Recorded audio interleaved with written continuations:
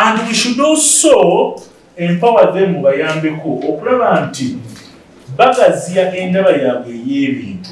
Okusaba kuno okuvudde eri abakungu okuva minisitule by'entambula n'emirimu ng'abadde wamu n'akulira abakozi ba gavumenti n'emirimu mu disitulikiti y'e Wakiso Alfred Malinga nga bano leero basinkanye abatula akakiiko ka Metropolitan Development Forum akavunaanyizibwa okulondoola enkola za gavumenti mu disitulikiti y'e Wakiso. Ensisinkano eno eyindidde ku kitebe kya disitulikiti y'e Wakiso nga Malinga ategeezezza nti mu Wakiso omulimu gw'okukola enguudo gulina we gutuuse nga n'abantu abasinga bamala dde okussa emikono ku ndagaano ekkiriza enguudo ziyite ku ttaka lyabwe ewatali kuliyirirwa. Because Sentema, Kachiri, we are at 84%.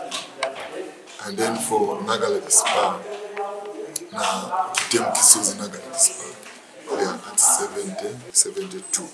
There are some people who have already signed consents. So when these ones are populated, so even Nagaladi, we are going to 82%. Asinzidde wannalabula abakyaganya okuwaayo ettaka nga baggala amale kuliyirirwa nti kino si baakukikola kubanga obukwakulizo ku nsimbi zino tekuliiko zaakuliyirira bantu nga bwe bagaana enguudo zaabwe si zaakuzimbibwa olwo omukisa guweebwa abalala. There are those who say they don't want their walls to be broken, they don't want even to be restored. You see, they want full compensation. Yet the program, as we know, became a program has no room for compensation.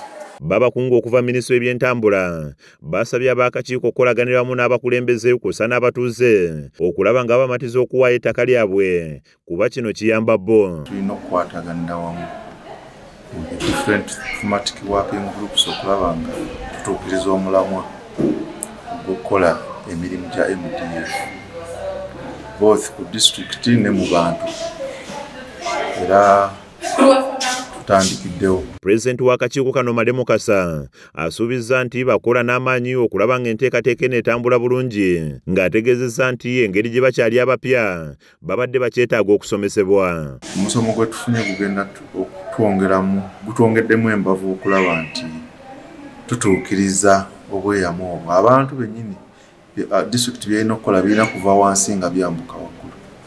Omuzungu kyayita bottom up approach.